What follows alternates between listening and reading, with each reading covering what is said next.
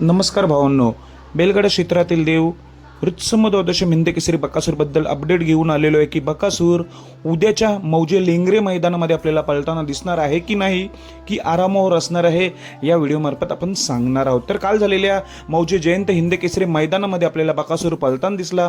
तिथे बकासूरचा सेमीला पराभव झाला. जरी सेमीला पराभव झाला असला तरी काही खचून जाऊ नका. तिथे नवीन चेहरा होता आणि तो सेमी 7 एकदम टॉपचाच होता. तिथे पराभव झाला, फाटी सोडली, दुसऱ्या तासामध्ये गेला, त्यामुळे बकासूरचा आपला काल पराभव झालेला आहे. त्यात नवीन चेहरा होता. असं मागचं पराभव स्वीकारून झुगारून पुढच्या मैदानाची आपला बकासूर नक्कीच तयारी करत असतो.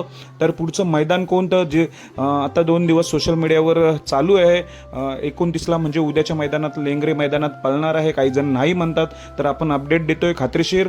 उद्याच्या मैदानामध्ये आपला बकासूर 100% पळणार आहे. उद्या मौजे लेंगरे येथे मैदान आहे.